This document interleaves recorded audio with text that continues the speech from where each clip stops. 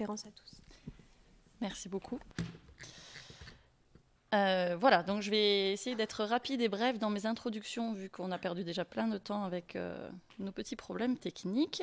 Je vous remercie déjà pour cette deuxième invitation et pour avoir le plaisir du coup de parler après Mireille, qui nous a montré déjà de magnifiques choses sur l'orientalisme. Alors la dernière fois que je suis venue, j'ai pas l'habitude des micros, faut que je m'habitue, voilà. La dernière fois que je suis venue m'adresser à vous, dans ce bel espace de l'Alcazar, je vous ai parlé d'objets d'art, de collections et de patrimoine. Aujourd'hui, je vais vous parler d'un sujet qui est à la fois extrêmement connu et extrêmement mal connu, les femmes. Plus précisément, les femmes dans l'Empire ottoman, dont le sultan est souvent appelé le grand seigneur dans la production orientaliste. Extrêmement connu, le sujet l'est à travers l'orientalisme, justement, qui en a fait un thème de prédilection. Mais en même temps, extrêmement mal connu, pour bonne part, à cause de l'orientalisme, qui contribue à brouiller les pistes en créant une multitude de préjugés qui sont encore très loin d'avoir été abandonnés. Je veux donc essayer de faire un grand écart en liant ce que l'orientalisme raconte des femmes qui vivent dans l'Empire ottoman avec ce que le savoir historique sait maintenant des conditions de vie de ces femmes. Avant d'entrer dans le... Je tournais là, mais pas là. Voilà. Avant d'entrer dans le détail de mon propos, je vais donc prendre quelques minutes pour expliciter ce terme d'orientalisme qui paraît si connu qu'il semble n'avoir pas besoin d'être défini. Et pourtant, je crois assez important de revenir dessus pour expliquer de quoi on parle quand on évoque l'orientalisme, qui a été l'objet, par ailleurs, d'un vaste débat intellectuel qui secoue encore la communauté scientifique impliquée dans les espaces moyen-orientaux, maghrébins et arabo-musulmans. Qu'est-ce que l'orientalisme, en tout cas dans la manière dont je l'aborde? C'est une production de l'Occident sur l'Orient.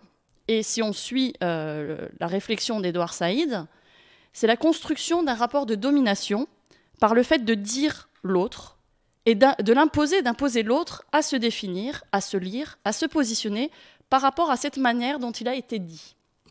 C'est donc un processus par lequel une société perd le contrôle de son autodésignation. Alors on sait qu'il y a eu de nombreuses critiques et des propositions ultérieures à cette question de l'orientalisme.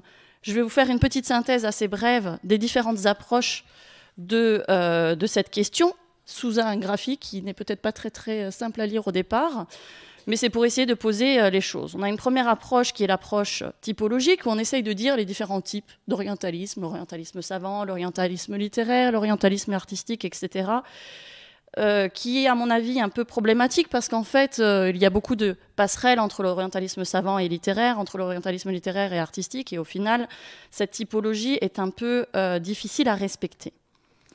On a une approche beaucoup plus sophistiquée, beaucoup plus, qui a apporté plus de résultats, de manière par l'approche socio-culturelle. C'est-à-dire la reconnaissance qu'il y a une multitude de déclinaisons selon le lieu de production de ces discours.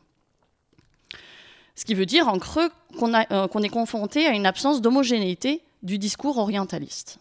Donc on va voir l'orientalisme français-anglais, qui est un peu le discours central, qui n'est pas tout à fait le même que l'orientalisme allemand, qui n'est pas tout à fait le même que l'orientalisme espagnol, et dont la chronologie d'ailleurs n'est pas le même, ni celui italien, et on peut penser à l'orientalisme russe, etc., etc. Et c'est dans cette catégorie qu'on peut inclure tout ce qui est l'orientalisme oriental, c'est-à-dire la production d'un orientalisme par les orientaux eux-mêmes, et un peu plus tard, par exemple, ce qu'on va appeler l'orientalisme kémaliste, c'est-à-dire la reproduction d'un orientalisme par les Turcs à l'époque kémaliste. Et j'imagine qu'on pourrait en dire de même des périodes post-coloniales dans le monde arabe.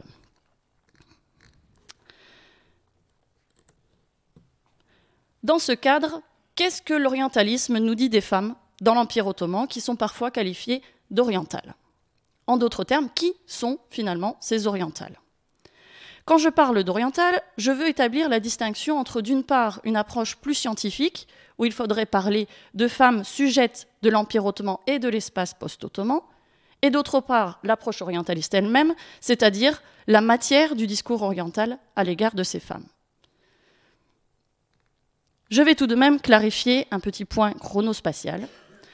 Au moment où l'orientalisme commence à se diffuser, et surtout au moment où réellement il s'empare du thème des femmes, c'est à partir du milieu du XVIe siècle, Et à ce moment-là, la grande majorité du monde oriental est ottoman. C'est sur cet espace, sur le monde ottoman, sur les femmes de cet espace ottoman, que s'est premièrement construit un discours à leur endroit.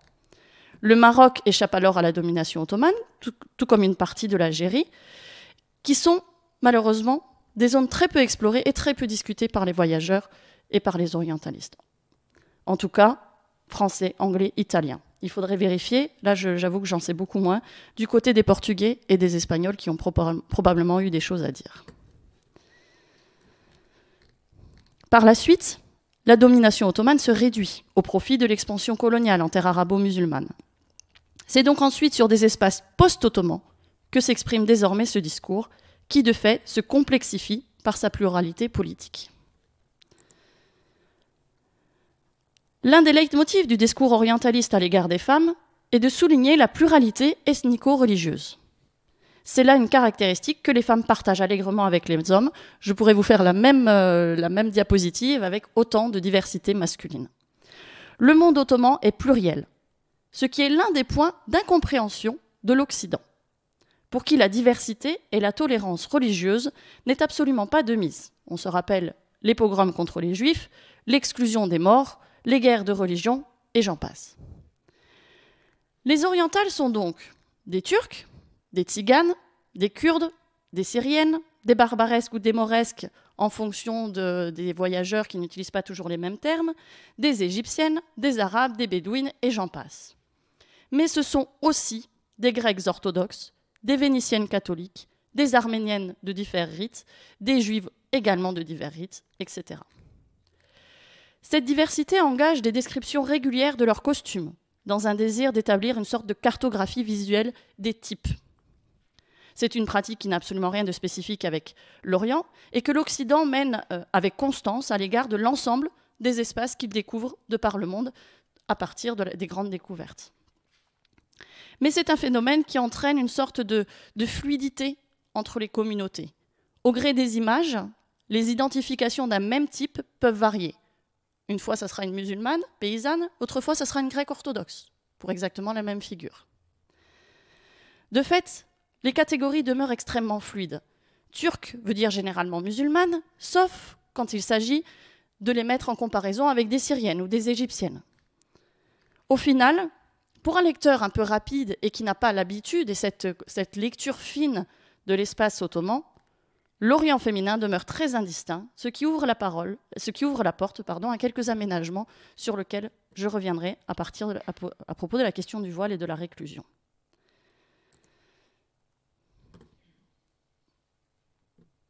Au cours du temps, on assiste à un certain phénomène de réduction typologique qui tend à concentrer le regard sur les musulmanes qui, tout en restant diversifiées dans leurs appartenances ethniques, n'en sont pas moins réduites à une série de types.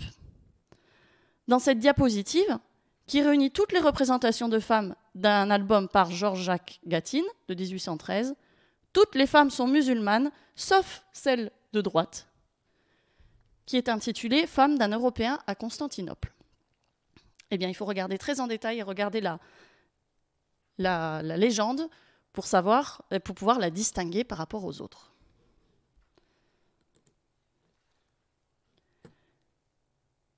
Comme on peut le voir dans cette sélection d'images photographiques, qui sont tantôt des cartes postales, tantôt des photographies libres, au tournant du XXe siècle, l'orientale a achevé sa transition pour devenir quasi exclusivement la musulmane. C'est-à-dire qu'on est face à une approche extrêmement culturaliste qui fait d'une caractéristique religieuse, l'appartenance à l'obédience musulmane, un phénomène déterminant par-delà les différences ethniques, historiques, locales, etc. C'est-à-dire par-delà l'existence même d'une grande diversité au sein de l'islam. En gros, une musulmane en vaut une autre, et quelle que soit leur spécificité, elles se ressemblent. Elles sont semblables, d'où l'usage régulier du singulier qui est fait. On ne dit pas les orientales, on dit l'orientale, comme si c'était un seul et même type. C'est donc une réduction drastique de la diversité sociologique de ces femmes qui contribue à l'élaboration d'un type culturaliste unique. Entre-temps, deux phénomènes ont eu lieu, la montée des nationalismes et les phénomènes d'indépendance qui touchent notamment les parties occidentales de l'Empire, l'Europe centrale, la Grèce, etc. ce qui contribue à amplifier cette distinction entre les Grecs, les Albanaises, les Bulgares et les musulmanes turques, syriennes, arabes, etc. L'oriental connaît toutefois une rivale, c'est la moderne, c'est-à-dire l'oriental qui cherche à imiter le modèle occidental. La première est traditionnelle et entièrement déterminée par son rapport à l'islam, quand la seconde serait dans l'imitation, une imitation qu'elle ne parvient jamais à réellement acquérir. Je tiens à souligner que cette critique qu'on tente à mettre en sourdine vient non seulement des hommes, qui estiment volontiers que les tentatives d'acquisition de la civilisation moderne par les individus d'Orient, dès lors qu'ils sont musulmans, n'est jamais pleinement aboutie, mais c'est surtout une critique qui est portée avec extrêmement de virulence par les témoins féminins qui commencent à visiter et à découvrir l'Orient. Le féminisme occidental naissant de la fin du XIXe et du début du XXe siècle se fait un malin plaisir à rejeter leurs consoeurs orientales hors de la civilisation, perçue comme l'accès des femmes à une condition moderne.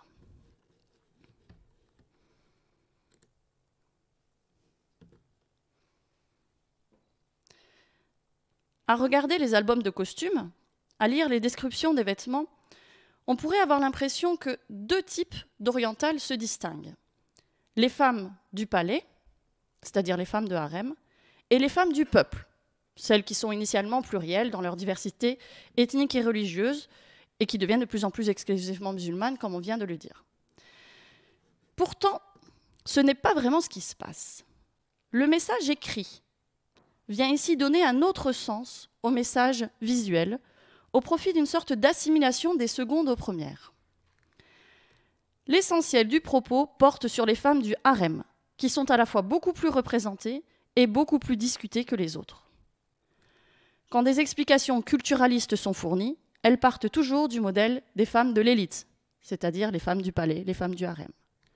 Je vous en donne un exemple parmi une multitude d'autres, avec cette représentation d'une dame du harem qui est définie de façon plurielle, puisqu'elle est dite Haseki. Une Haseki, c'est une favorite, et en même temps reine-mère. La reine-mère est une validée sultane, on a un problème dans le terme.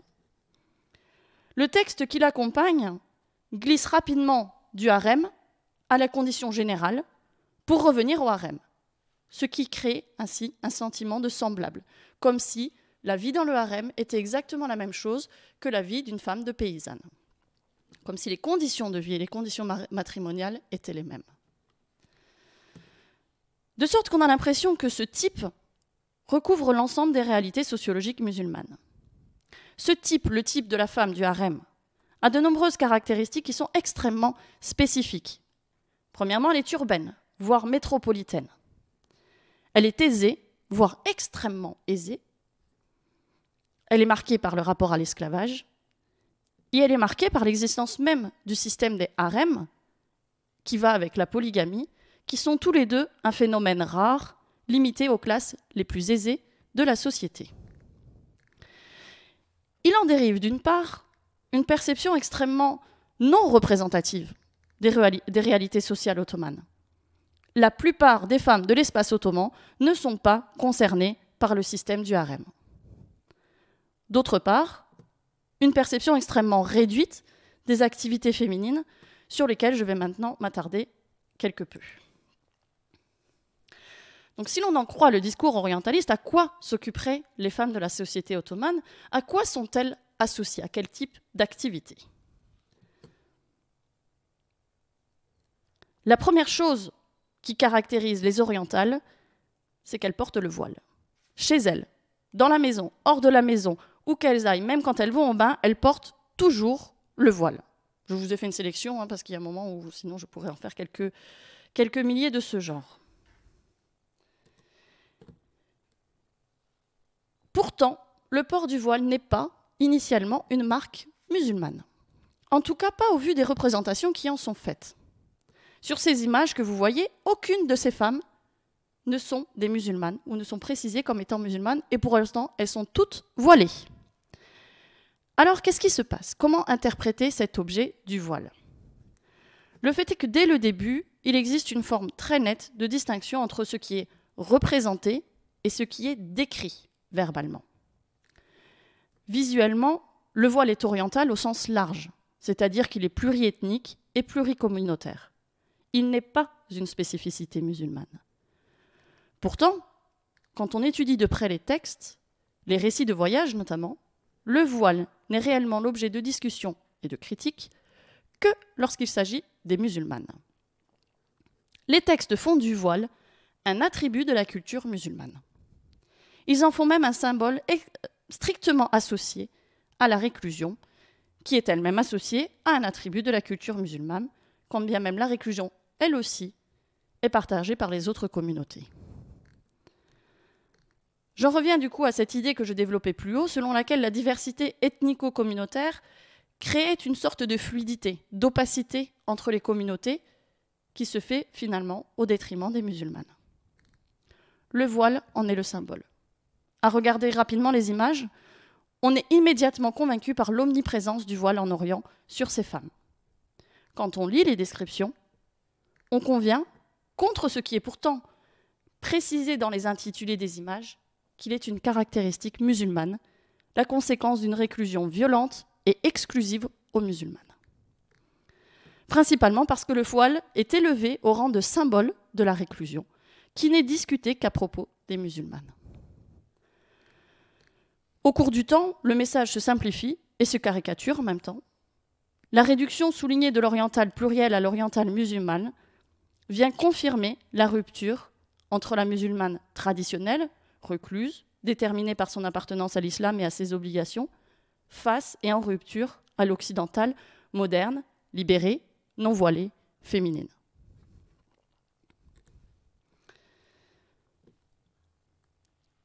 Dans ce récit de voyage du XIXe siècle, l'auteur renvoie immédiatement la réclusion attestée des femmes non musulmanes de Zante au domaine de l'Orient, c'est-à-dire, il faut comprendre ici, au domaine musulman. Je vous cite l'extrait. « La jalousie des habitants de Zante, ou un usage puisé dans les mœurs orientales, et dont nous avons raison de nous plaindre, est-il la cause de cet emprisonnement perpétuel qui éloigne les femmes des rues, des marchés et des promenades ?» L'argument invoqué, au dire de l'auteur par les habitants eux-mêmes, serait la jalousie des maris face à l'adultère. Les personnes qu'il a interrogées ont craint le ridicule qui s'attache, dans tous les pays civilisés, au mari dont la femme est infidèle. L'argument de l'honneur des maris, donc, est invoqué. Et, derrière celui-là, l'argument de la faiblesse morale des femmes, qui conduit à les enfermer pour leur éviter la tentation. On notera au passage la mention d'acceptation tacite des femmes, qui se satisferaient complaisamment de cette situation, ce qui correspond très exactement à une intériorisation de la domination, pour reprendre les termes sociologiques bourdieusiens. Là vient l'argument systématiquement évoqué, sous une forme ou une autre, par les auteurs occidentaux. La réclusion n'assure pas la vertu. Bien au contraire, elle renforce le vice. Ceci est un mensonge, c'est tout le paragraphe où il raconte « Ceci est un mensonge, car nous ne levions pas une seule fois la tête dans les rues sans voir pointer à travers des persiennes qui ne s'ouvrent jamais, ou un voile blanc, ou etc., etc. » Finalement, des femmes qui recherchent le contact avec le monde masculin. Tous les auteurs s'attachent avec constance à remettre en cause la réclusion, non pas dans son principe même, mais dans son inefficacité.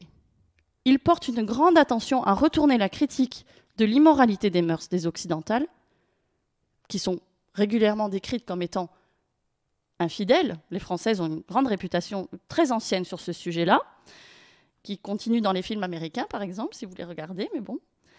En démontrant par tous les biais possibles le fait que la réclusion des femmes entraîne in fine une surenchère d'immoralité sexuelle des orientales. J'ai choisi de vous mettre ce texte en exergue car c'est le seul à ce jour que j'ai pu dénicher qui utilise absolument toutes les lignes argumentatives traditionnelles sur le sujet à l'égard des musulmanes, mais pour une fois, pour mentionner des chrétiennes.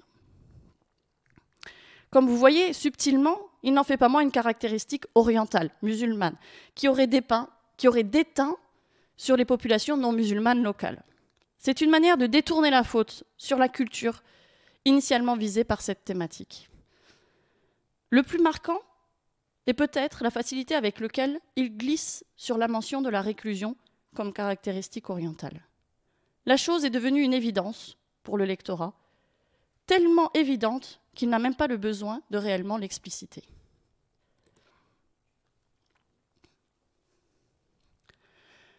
La réclusion, réputée totale, des orientales musulmanes a d'innombrables conséquences, dont la principale est de leur interdire la fréquentation de l'espace public et de tout ce qui est susceptible de s'y faire.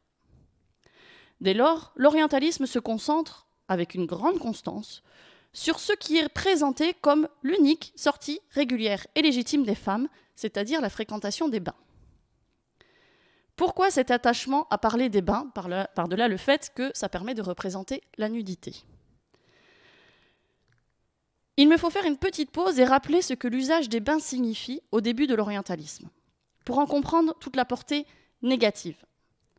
Les bains sont alors jugés en Occident comme une pratique délétère en termes d'hygiène, de santé et de morale.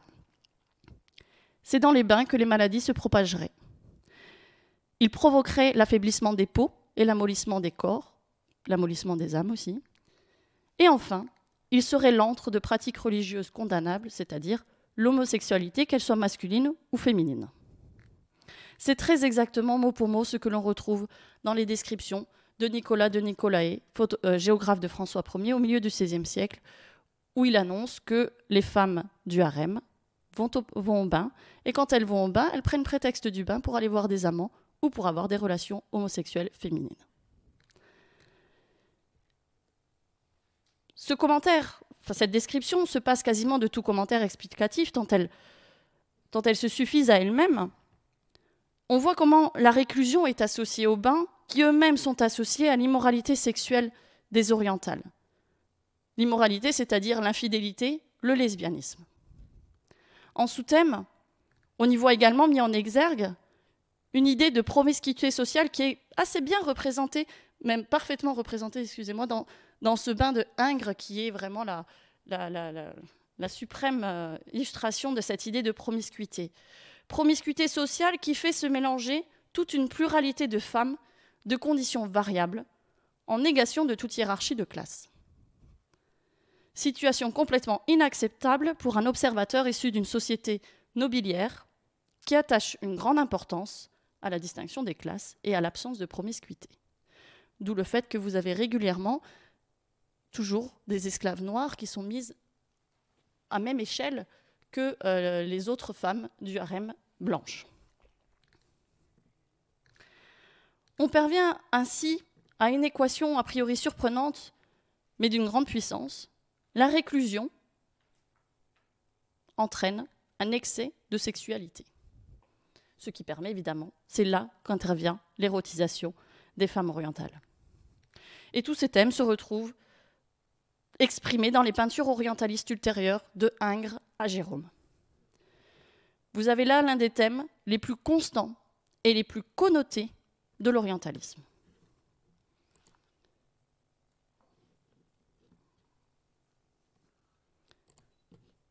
Quand les femmes ne vont pas au bain, elles vont au cimetière.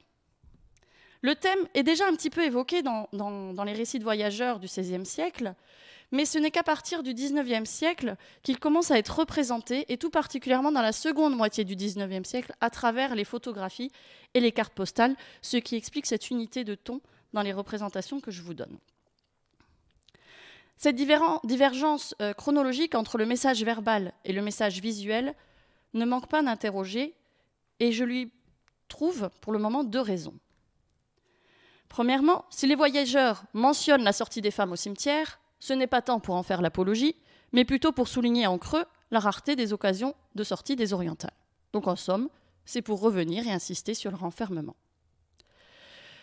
Deuxièmement, avec l'accroissement spectaculaire de voyageurs dans l'Empire ottoman au cours du XIXe siècle, et notamment de voyageurs littéraires, émergent de nouveaux thèmes, parmi lesquels la fascination pour les cimetières ottomans. Il s'agit d'une fascination complexe qui allie cette proximité surprenante pour un voyageur occidental entre monde des vivants et monde des morts, puisque les cimetières sont à l'intérieur de la ville. Un certain esthétique des monuments aux morts turco-musulmans et notamment de ces pierres tombales qu'on voit et qui apparaissent systématiquement avec cette écriture ottomane, turco-ottomane, on va dire. Et puis évidemment le romantisme littéraire avec son engouement pour le monde de la mort, dont Flaubert est évidemment un très bon représentant. La visite des cimetières devient un must-to-do du circuit touristique à Istanbul, et qui va bientôt trouver à s'ancrer particulièrement dans Eyüp et son énorme nécropole, largement romantisée avec un goût très fort de vieille Turquie par Pierre Loti. D'où la création de cette combinaison des femmes et des tombes. Un thème fort qui utilise un matériel visuel spécifique, la photographie et son avatar, la carte postale. En creux émerge donc un sous-thème troublant, car apparemment incohérent avec le discours dominant de la réclusion des femmes orientales, à savoir que ces dames se promènent.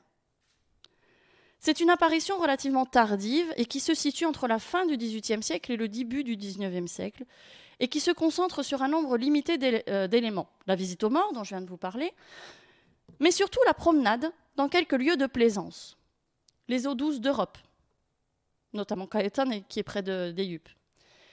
Mais surtout, visuellement, le thème est résumé par une image, c'est celle de la voiture, remplie de femmes voilées de la tête aux pieds. Pourquoi mettre en avant les sorties des orientales tout en martelant leur réclusion totale? Pourquoi cette incohérence? Mon opinion est que cette apparente incohérence n'en est pas une, car le thème des promenades vient en fait s'associer à un autre régime de connotation autour du discours orientaliste, l'oisiveté des femmes. Si les orientales se promènent et se baladent, c'est parce qu'elles n'ont rien d'autre à faire.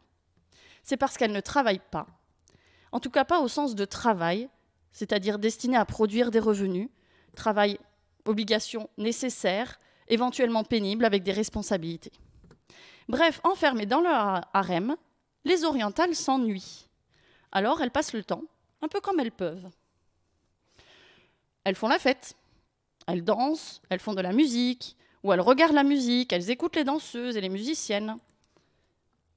Elles font du shopping, mais du shopping à la maison, avec home service, puisque ce sont des kiras, c'est-à-dire des femmes juives, qui viennent proposer leurs produits à l'intérieur même des harems.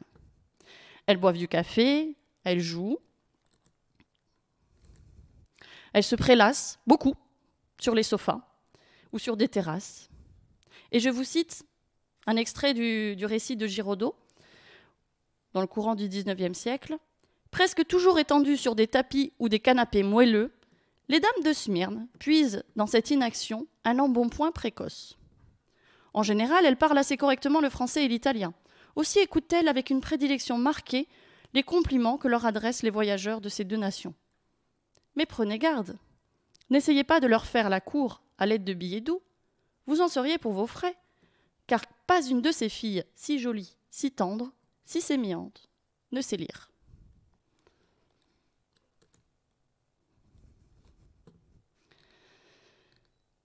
Un troisième régime de connotation concerne la question matrimoniale, qui fait l'objet d'énormément d'attention. On en trouve de nombreuses représentations visuelles qui concernent volontiers les musulmanes, c'est les deux images de gauche, mais aussi les arméniennes, c'est l'image de droite, ou les grecs, ou les juives. En revanche, la diversité se limite à une approche communautaire, c'est-à-dire une approche religieuse.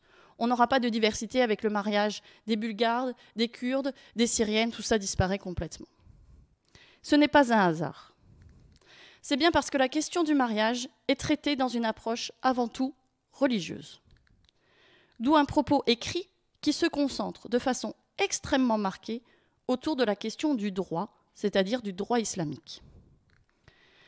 Comme pour le voile précédemment, qui est représenté aussi bien pour les musulmanes que les arméniennes, les grecs et les juifs, mais qui n'est pas discuté, Dans le droit matrimonial aussi, le mariage est représenté par toutes les communautés, mais seul le cas des musulmanes, du droit des matrimoniales musulmans, est discuté dans les textes écrits.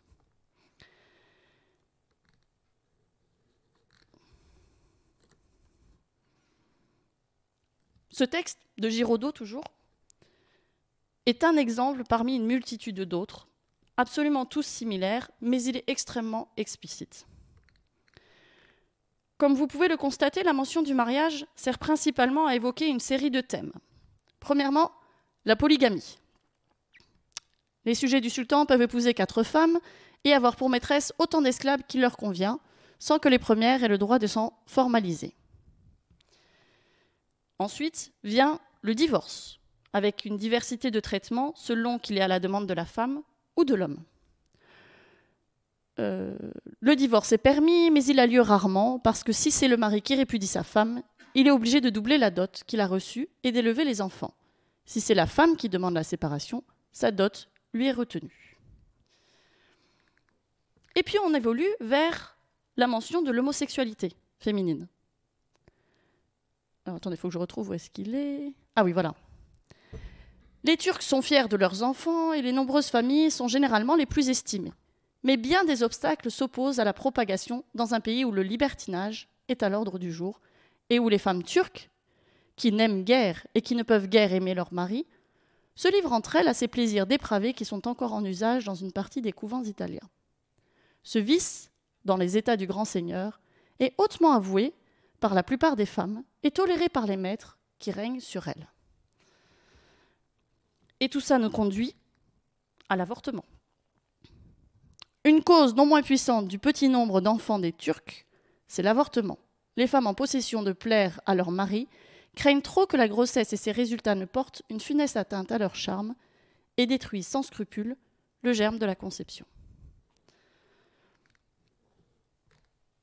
En somme, l'objet de cette thématique, de cette mention par l'auteur, n'est pas tant de décrire les conditions matrimoniales ottomanes musulmanes, mais bien d'en discréditer le modèle familial qu'il constitue, fût-ce au prix d'exagération ou de mise sous silence. Je ne vous ferai pas un long propos sur les critiques à faire de cette présentation du système matrimonial ottoman. Je souligne quand même un certain nombre de choses. La polygamie. La polygamie qui n'est qu'une pratique très élitaire, je l'ai déjà dit, je le répète. Elle n'est accessible que pour les plus riches et les plus aisés. Une petite frange très minoritaire de la population et pour lesquelles on dispose d'études démographiques qui prouvent à quel point elle était peu appliquée dans la société ottomane. Ensuite, l'évocation de l'homosexualité féminine, qui est absolument tout du cliché.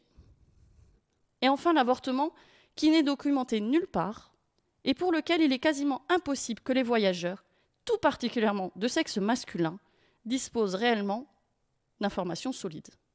On imagine mal que les jeunes femmes qu'ils ont rencontrées 2 secondes dans la rue soient allées leur raconter leur pratique d'avortement. Bref, on a là une présentation en apparence factuelle d'éléments juridiques tout à fait attestés, et pour autant, ceci dénote en vérité un programme discursif destiné à produire une connotation négative de la société ottomane musulmane. Voilà donc brossé à grands traits, à très grands traits, les grandes tendances de l'orientalisme. Maintenant, je veux essayer d'avancer vers mon deuxième volet et vous parler cette fois des Ottomanes elles-mêmes, c'est-à-dire ce que nous savons de la vie quotidienne, des activités des femmes dans l'Empire ottoman, à partir de la documentation historique locale. Le problème de l'orientalisme, ce n'est pas tant, ou ce n'est pas uniquement ce qu'il dit, c'est tout ce qu'il ne dit pas. Je vais principalement souligner 2 grands domaines d'activité à propos desquels l'orientalisme est largement silencieux, alors même que la participation des femmes y est importante, voire centrale, le pouvoir et le travail. La politique est le premier domaine sur lequel l'orientalisme échoue à dépeindre la réalité féminine ottomane. 3 positions peuvent être constatées qui, au fond, se rejoignent et qui sont malheureusement encore très prégnantes dans la communauté scientifique. Soit la production orientaliste ne mentionne pas du tout le rôle des femmes dans la fabrique du pouvoir au quotidien, soit elle est évoquée de façon lapidaire pour en faire quelque chose d'illégitime. Je résume à grands traits l'idée, mais l'action politique relèverait d'une sorte d'extorsion par les charmes, et comme elle ne serait pas gouvernée par une éducation raisonnée, ni par un objectif de bien-être collectif, elle serait alors gouvernée par les intérêts privés. Bref, on fait des femmes, pour une bonne part, des individus responsables des désordres politiques de l'État ottoman. Et puis la troisième position consiste dans certaines productions orientalistes artistiques où le thème du pouvoir est utilisé, est évoqué, mais comme trame générale. C'est le cas notamment dans le théâtre ou dans certaines historiettes moralisatrices. Un excellent exemple, je vous invite à le relire, c'est Bajazet de Racine. Bajazet de Racine, au fond, sert à parler de la violence dans l'Empire ottoman. Bon, c'est une tragédie. On entend la violence dans une tragédie en même temps. Au fond, la manière dont l'orientalisme aborde la question du rapport des femmes ottomanes à l'exercice du pouvoir permet de confirmer une évidence que je trouve pourtant nécessaire de rappeler. À l'exception de quelques écrivaines au début du XXe siècle, aucun de ces auteurs n'est féministe. Aucun de ces auteurs ne prend la défense de la condition féminine per se. C'est-à-dire qu'aucun de ces auteurs n'entend critiquer la domination masculine ottomane, ni la domination masculine tout court. Aucun de ces auteurs ne remet en cause la supériorité de l'homme sur la femme et son droit de contrôle sur le sexe faible. Ce serait une énorme erreur de lecture et un énorme anachronisme que d'y voir des intentions de ce genre. S'il souligne l'excès de la domination masculine dans la société ottomane, c'est uniquement pour exemplariser la supériorité du modèle occidental dans une domination masculine plus raisonnable. Mais domination masculine tout de même. C'est la raison pour laquelle l'exercice même d'un pouvoir féminin, au demeurant par des femmes d'origine esclave, est instinctivement perçu comme un désordre, une erreur, une abomination. D'où l'insistance sur le harem peuplé et résumé à la seule figure des concubines esclaves. Des femmes, des esclaves ne sauraient avoir la moindre once de légitimité pour entreprendre une action politique digne de ce nom, car elles sont entièrement commandées par leurs intérêts personnels et leurs pulsions charnelles. Leur pouvoir en dérive. Sur ce point, je vais être intransigeante. Depuis près de 30 ans, des travaux historiques se sont penchés sur la question de l'institution du harem, sur la nature et les modalités d'action politique des femmes à la cour ottomane, et le message qui en ressort est très différent. Premièrement, le harem est principalement une institution familiale et professionnelle. La part sexuelle y est minoritaire. Ces jeunes femmes qu'on nous montre, ces jeunes esclaves, ne sont pas des esclaves sexuels à part quelques-unes. Ce sont principalement des domestiques, des servantes au service des grandes dames du harem. En outre, l'institution est extrêmement organisée, hiérarchisée, contrôlée. Les débordements comportementaux y sont strictement interdits. Dès lors qu'il s'agit de couches sociales élevées, et on se rappelle que le harem parle de couches sociales élevées, le harem fonctionne comme une véritable institution politique. Les femmes y apprennent les règles de la vie de cour, les rouages des institutions. Elles y construisent des réseaux d'affidés extrêmement structurants. La société ottomane est une société de cour, et en cela, elle est tout à fait semblable à celle que l'on trouve en Europe, dans les sociétés monarchiques au même moment, jusqu'à la disparition des monarchies, c'est-à-dire jusqu'à l'aube de la Première Guerre mondiale. Une société de cour fonctionne autour de deux pôles de pouvoir. Le pouvoir institutionnel, au sens de la structure gouvernementale, et puis le pouvoir clientéliste, qui relève des accointances privées, des accointances personnelles, de la proximité et de la bonne entente avec des personnes disposant d'une puissance décisionnelle ou nominative. Le problème est qu'il est très difficile de documenter le pouvoir clientéliste, car il se fait en silence. Et de ce fait, il laisse relativement peu de traces. C'est là l'un des éléments importants du problème. S'il laisse peu de traces, c'est bien parce qu'il est accepté et connu de tous, mais que personne ne voit la nécessité d'en parler puisque c'est évident. Les milieux consulaires et ambassadoriaux occidentaux en ont d'ailleurs tout à fait conscience, et sans s'en choquer le moins du monde, à l'exemple des beyls vénitiens, ont soin de se tenir informés de ces personnalités disposant d'une puissance décisionnelle ou nominative, notamment de toutes ces femmes du harem, qui ont la capacité de nommer et de dénommer, de faire et de défaire les grands pachas. Et ils s'en font des alliés en leur offrant des cadeaux et en leur témoignant des gages d'amitié. Il n'y a là absolument rien d'exceptionnel ni d'inhabituel pour les pratiques de pouvoir de l'époque. Tout comme les reines et princesses de France ont leur cour, les dames du harem ont leurs dames de compagnie qu'elles marient à des officiers intermédiaires, qui deviennent des alliés en tout genre. Bref, elles constituent des réseaux d'acquaintances qui participent tout pareillement à l'Europe, à cet équilibre dans la distribution des offices et dans la prise de décision politique. Elles interviennent dans le choix ou non d'aller à la guerre. Et vers quelle destination tourner les armes? Elles interviennent dans la nomination des membres du gouvernement, que ce soit des petits membres ou des grands. Elles défendent les intérêts des uns et des autres chaque fois qu'elles sont sollicitées directement. Bref, elles sont des actrices quotidiennes de la fabrique du pouvoir, au jour le jour. Je vais me permettre, je sais que vous commencez à être fatigués, mais je vais quand même me permettre quelques exemples pour illustrer ce phénomène. Et je vous demanderai de garder à l'esprit que ce ne sont que des exemples, que des sélections. Au XIVe siècle, des femmes de commandants de citadelles négocient des accords et interviennent dans la résolution de conflits armés.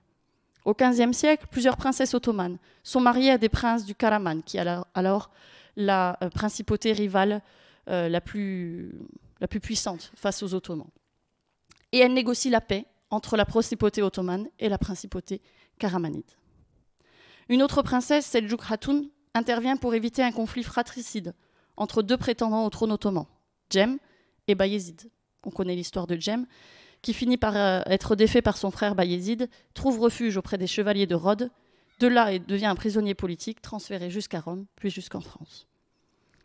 Au XVIe siècle, nous avons bien sûr la figure de Hürrem, Roxelane, la favorite de Soliman le Magnifique, qui entretient une correspondance diplomatique et politique avec la cour safavide, comme avec la cour hongroise de Sigismond. Sa fille, Mirima Sultan, en fait exactement de même, puis reprend le flambeau à la mort de sa mère.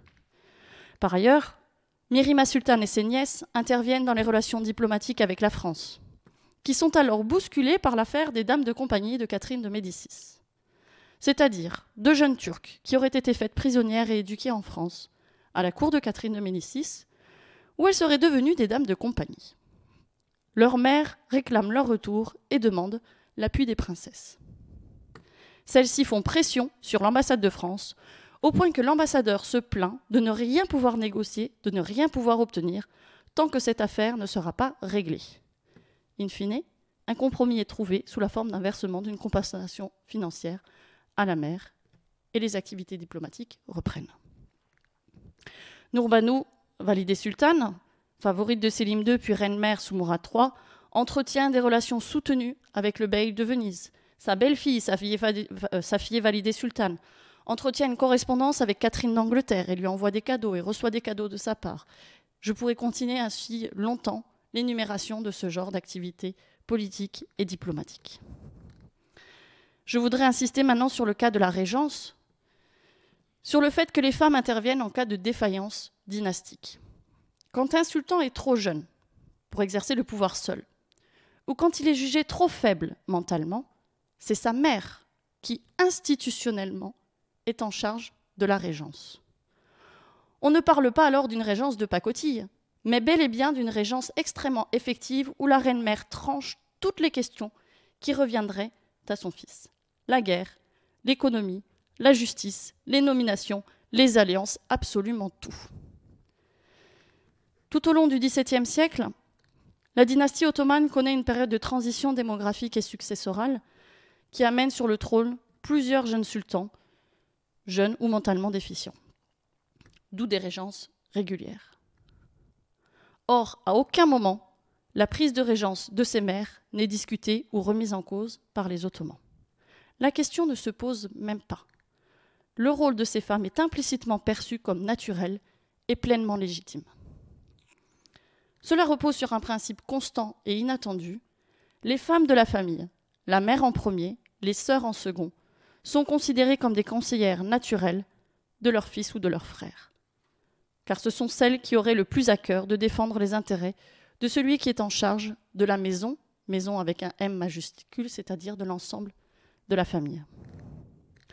En creux se révèle un rôle de conseillère et de soutien politique des femmes qui imprègne toute l'élite politique. Les mères veillent aux intérêts de leurs fils, les femmes de leurs maris, les sœurs veuves, divorcées ou non mariées, de leurs frères. La famille est un des socles de constitution des réseaux et de distribution de pouvoir dans lesquels les femmes sont pleinement intégrées.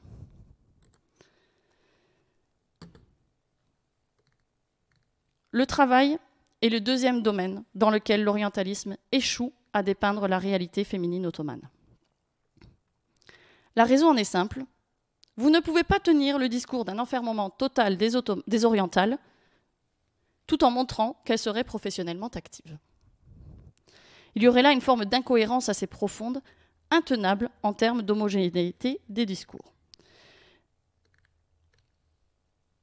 Le travail. Quand on parle de travail, de quoi parle-t-on? Plusieurs types de travail sont disponibles. Le travail domestique, au sein de l'espace familial, le travail agricole ou pastoral, au champ, à l'étable, etc.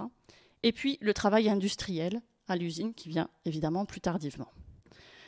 Le seul type de travail à faire l'objet d'une ébauche de documentation par l'orientalisme est le travail domestique, c'est-à-dire celui qui permet de conserver une cohérence avec le discours de la réclusion totale, puisqu'il se fait à l'intérieur de la maison. Mais ce n'est pas aussi simple. Non seulement il n'est réellement évoqué qu'à travers les représentations visuelles, les textes n'en parlent jamais, mais en plus, ils ne sont jamais représentés ni associés à du travail, mais au thème de l'oisiveté. Or, c'est là une perception qu'il faut absolument déconstruire. L'essentiel des Ottomanes travaille, que ce soit de façon rétribuée ou non. Les travaux domestiques féminins sont indispensables à l'économie ottomane, que ce soit l'économie de subsistance pour les classes non favorisées, soit l'économie symbolique pour les classes privilégiées, c'est-à-dire le réseau, l'échange de dons. Je reviens à Hürrem Sultan, Roxelane, cette favorite de Soliman le Magnifique. Quand elle entretient des contacts diplomatiques avec Sigismond, le roi de Hongrie, et avec tout son entourage féminin, elle a soin de lui faire parvenir des mouchoirs brodés de fil d'or, cousus de sa main. Sa fille, Mirima Sultan, en fait de même. Une autre princesse, un siècle plus tard, Kaya Ismihan Sultan, est connue pour échanger tout pareillement des mouchoirs brodés de sa main autour d'elle, dans le cadre d'échanges de cadeaux symboliques. Je vous épargne à nouveau une longue énumération. Mon but est simplement de souligner que cette production artisanale, à l'intérieur de la maison, est loin d'être négligeable. Et ne pas en tenir compte dans les circuits économiques, comme un élément à part entière des dynamiques économiques, revient à déconsidérer les activités domestiques comme ne relevant pas du domaine du travail. Je ne suis pas en train de vous parler de s'occuper des enfants ou de faire la vaisselle, même si, dans les débats plus récents, on aurait certainement une autre position. Je vous parle d'éléments bien plus concrets, où la production domestique des femmes fait partie intégrale des ressources et des revenus de la famille. Car si l'on s'éloigne de la petite frange de l'élite, très minoritaire, pour bon nombre de familles, la production féminine est indispensable à l'ensemble de l'économie familiale, c'est-à-dire à la survie économique de la famille. D'une part, parce qu'on n'achète pas les vêtements tout confectionnés. Ce sont les femmes qui les cousent. Ce sont donc les femmes qui se chargent de vêtir leur famille et de se vêtir elles-mêmes. De façon générale, tout le linge de la maisonnée est préparé par les femmes. Il en va de même du trousseau de mariage des filles, qui de nouveau implique une production par les femmes. Et même pour les familles un peu moins en difficulté financière, qui se permettent d'acheter tout près certains de ces produits, ils les achètent auprès de vendeurs qui eux-mêmes les ont acquis auprès d'autres femmes, qui en font des activités de couture, leur revenu supplémentaire pour la famille.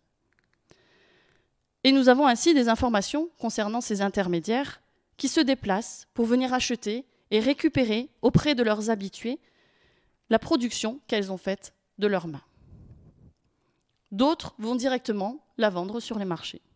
Bref, toute une économie repose sur la capacité de production domestique des femmes. Elles cousent et brodent, mais elles filent aussi la laine, le coton, la soie. Elles tissent des tapis, des nattes, des kilims, etc. Tous ces objets qu'on retrouve aujourd'hui dans les musées sont, pour une bonne part, produits par des femmes. Il est un autre aspect du travail féminin, ou plus exactement de la participation des femmes au travail et au monde professionnel, qui n'est quasiment jamais documenté par l'orientalisme, pas même dans les représentations iconographiques, c'est le travail dans les champs et avec les animaux. Cela pourrait paraître un tout petit oubli malencontreux, qu'on pourrait expliquer du fait que ces voyageurs sont principalement des urbains et restent dans les villes, mais je ne crois pas qu'il s'agisse d'un oubli. En tout cas, je ne crois surtout pas qu'il soit qualifiable de malencontreux. Ce n'est pas un détail, car cet oubli porte sur la grande majorité de la population ottomane. La grande majorité de la population ottomane est rurale et vit d'une économie agricole ou pastorale, c'est-à-dire de la production des champs ou de leur entretien et de la vente du bétail. Cet oubli porte donc sur la majorité. En soi, il produit donc une image extrêmement distordue des conditions féminines dans la société ottomane. Si le discours orientaliste voulait être représentatif en termes de chiffres, de pourcentage de la population, la majorité des femmes devrait être représentée en train de s'occuper du bétail, des animaux de la basse-cour, ou encore en étant au champ, en train de faire des récoltes ou la cueillette. Mais alors, que resterait-il de la réclusion, qui est présentée comme le marqueur de l'Orient, notamment musulman?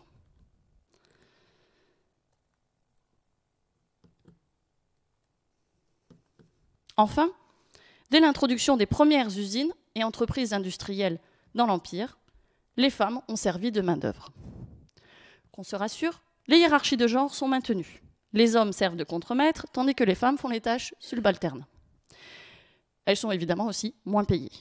Qu'on se rassure aussi, la séparation des espaces est complètement préservée. Les hommes et les femmes interviennent généralement dans des espaces distincts.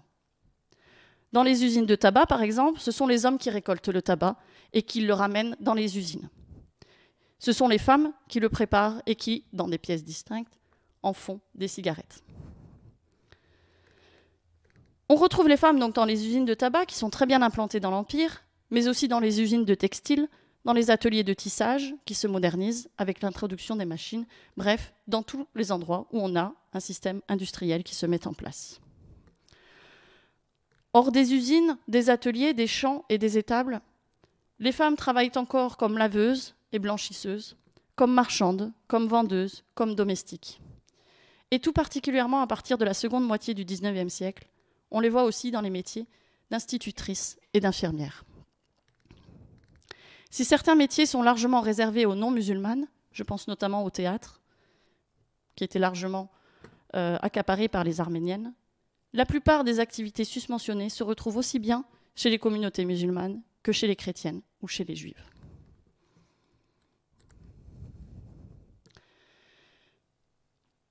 Le discours orientaliste est donc un discours d'altérité, où il s'agit de montrer l'autre comme différent. C'est un discours qui ambitionne de mettre en avant la distinction. Sans le moindre doute, la société ottomane prône la domination masculine et donc l'inégalité des sexes, comme toutes les sociétés monothéistes au demeurant. Mais dès lors qu'on cesse de chercher à tout prix le dissemblable, on se rend compte que les conditions de vie des orientales, grecques, musulmanes, juives, comportaient entre elles d'énormes similitudes. Mais plus encore, on remarque que ces orientales, qu'elles soient grecques, musulmanes ou juives, disposaient de conditions de vie déterminées par des critères très similaires à ceux des catholiques ou protestantes de France et de Navarre. Et je passe l'ensemble de l'énumération de l'Europe. Des différences se sont certainement creusées, notamment au cours du XIXe siècle. Elles relèvent moins, à mon sens, d'une différence de conception à l'égard de la condition féminine, mais plutôt d'un écart de plus ou moins marqué, selon les espaces, à l'égard des conséquences de la révolution industrielle. Plus d'usines, ça veut dire plus d'ouvrières, ça veut dire plus de mobilité féminine, et donc un changement de conditions de vie, et non pas de changement de mentalité. Il est donc plus que temps de cesser d'approcher l'Orient avec l'œil de la différence et l'aborder avec le regard du semblable. Un semblable qui n'est pas le même, sans le moindre doute, mais un semblable qui est incroyablement proche et similaire. J'achèverai sur ces toutes dernières images.